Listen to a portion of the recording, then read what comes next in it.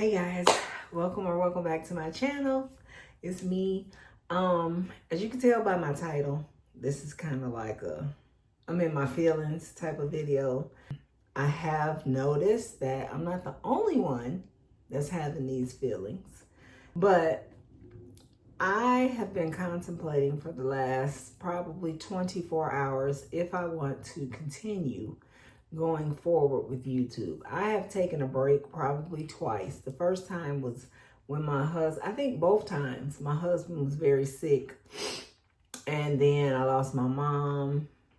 Did I take a break in there? I think I did. But you know, normally when life is lifing, I have to step back. I have no choice. I have to cut out the things that are optional. And for me, that's YouTube. YouTube does not sustain my lifestyle. YouTube does not pay me enough to buy me a candy bar. So when I get stressed out or overwhelmed, the first thing I do is to YouTube. But I think the most frustrating part about it for me is the fact that I feel like I've been probably more consistent than I've ever been with YouTube. And I feel like it's doing the opposite. I feel like the views are not what they used to be. Even the likes, even the comments, just everything is like super low. And then you could look at channels with less than 1,000 subscribers and their videos are getting pushed out and they have over 1,000 views. Is it because they don't, is that the reason why? Because they're not monetized? You know? So I talked to a couple people, my old faithful, and let them know how I was feeling. And basically the consensus was just do it because you love it. Just do it because you like it. Just do it because it keeps you accountable in terms of the budgeting. Just do it because you like to share. Don't worry about the money. It ain't like it's feeding me or paying nan bill in my house, okay? So they were like, just stop. Don't even look at the subscriber count. Don't celebrate it. Don't do giveaways. Forget all that. All that stuff that you in your mind are doing to promote and to gain more subscribers. Forget about it. Do it simply for your love of filming or sharing, basically.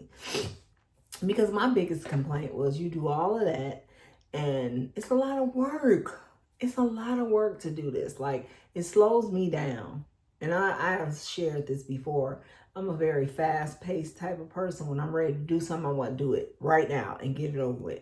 YouTube kind of forces me to slow down. I got to set up. I got to think about what I'm about to do. I got to make sure it looks good. I got to do this. I got to do it.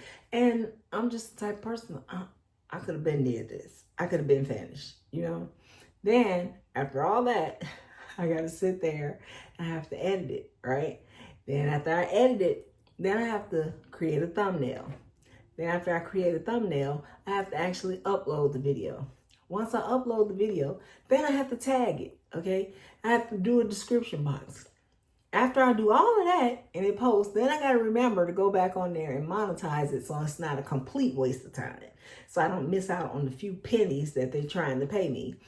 Then once it posts, then I got to remember I got to promote it. Now I got to do a reel. Then I got to do a short. It's like I really got consistent in December. I did 12 vlogs of Christmas and pretty much was vlogging, putting up something every single day. And for the month of December, I made 50 bucks. And I've been kind of like hovering at 50 bucks every single month. So that means I don't get a check every month, probably every other month. But $50 a month, y'all, I make more than that in an hour for my full-time job. So where's the motivation? You know what I'm saying? That being said, I agree that I'm willing to give it a shot, to just keep going and not pay attention to anything else and just do what I love. Like, it does hold me accountable budgeting wise, but I also have been doing budgeting long enough that I'm so much in the groove that even when I'm not filming or whatever, I'm still doing the same exact thing that you guys are seeing. I like to share. I like to teach, like say my grocery hauls, which get the lowest views ever.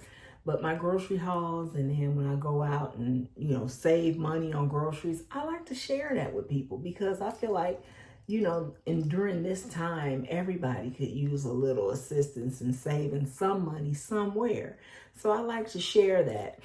I really like to share more lifestyle type of things, but I don't know how to like edit and that type of stuff. Like that's to me is like next level editing to make it make sense. And I'm not there. Can I get there? Possibly. I don't know. I have a vlog now that my daughter kind of went over it for me.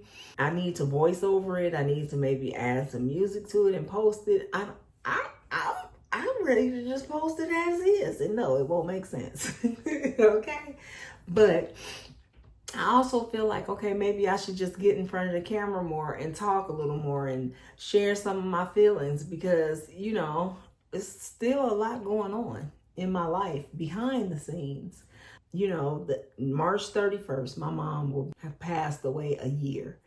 And so this whole month so far has been a lot for me. And I think that's why, maybe I got so emotional about YouTube or whatever, because I'm just emotional in general.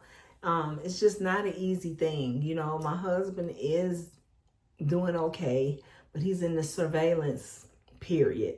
So that means every 3 months he has to go and get a full scan of his body, and they check his urine for cancer cells. And that's stressful. It's like you're grateful, yes, that he's not currently getting chemo or radiation.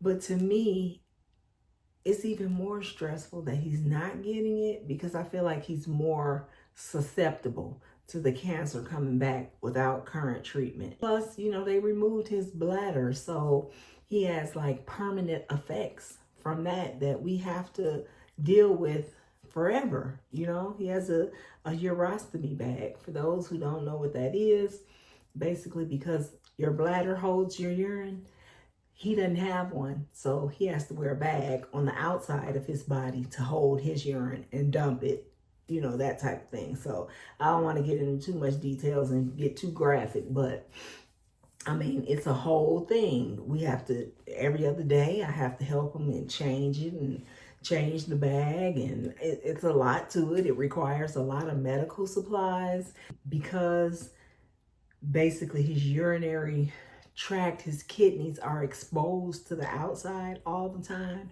That makes him super duper high risk for infection. And one of the reasons why his kidneys aren't, he's very close to kidney failure right now because he's had so many infections that every time he gets a really bad infection, it makes his kidney function that much worse. So it's a lot going on all the time. So maybe I need to do like I'm doing right now and get on here and just get it out and express myself. I know there's a lot of YouTubers that basically just get on the camera and run their mouth, and they got a lot of subscribers. So I just want you guys to just let me know in the comments, what would you really, really like to see from me? Would you be willing to sit here and listen to me vent? It won't always be bad. Sometimes I got good stuff to share. I'm not like a ball of sadness. But I do juggle quite a bit. I would like to do a video talking about multi-generational living. I think it's a very positive thing.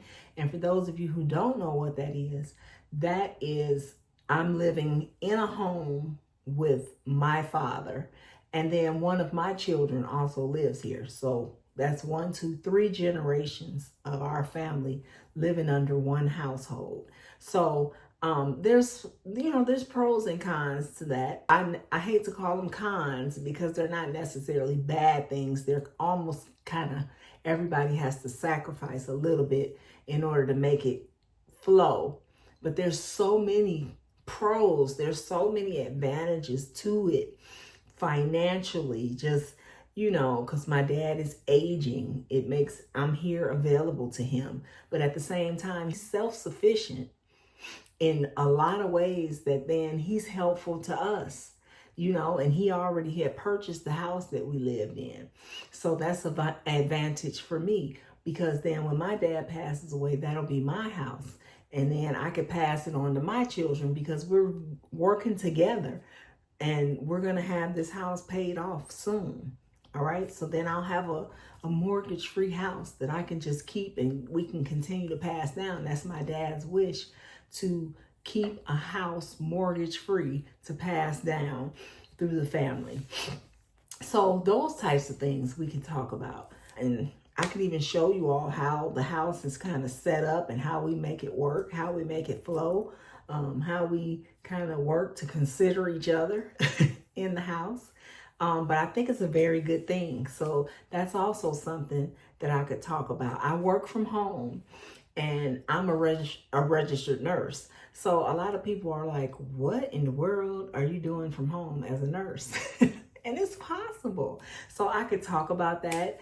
I'm thinking maybe I could do like what my routine is like, my morning routine, my evening routine, because in order for me to balance and juggle all the things that I do, I have to have very specific routines and schedules. That's the only way I can survive. So I'm big on planning and to-do lists and, you know, schedules, stuff like that. So those are all the types of things that I think that I could share and that I'm most passionate about. I'm not necessarily just passionate about budgeting, and budgeting for me is limited. I get paid every 2 weeks and I'm salaried. So really nothing changes. So I feel like I'm just doing the same thing over and over and over again. You know what I mean? And so to break up the monotony, I would like to just do my budget, do everything in one video every 2 weeks. So, okay, that's only a video twice a month. What I'm gonna do the rest of the time?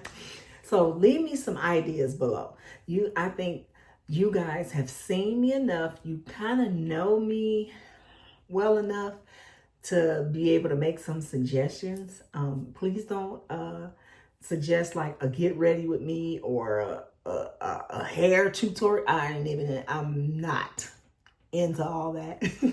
I'm very basic. I don't wear any makeup. I just wash my face with a washcloth. That's it. So not anything like that. Cooking videos, those are hard. I have to get used to it because, like I said, I'm always in a hurry. So the fact that I have to stop, think about it, set things up, figure out my camera angles, move the camera, remember that it's on, and I have my big butt in the way the whole time. Those are things that I have to kind of work around, you know. At the same time, though, why not just post them? And, you know, I think instead of me worrying about how professionally edited it is, if I'm not worried about subscribers and all that kind of stuff, okay, whatever. I've seen some big channels, they're not editing. They're just sitting there talking. So you guys, let me know below what you want to see. Give me some encouragement. Tell me why I shouldn't quit. And I will definitely respond back. And as always, I wish you guys what? Peace, love, and prosperity. Bye, y'all.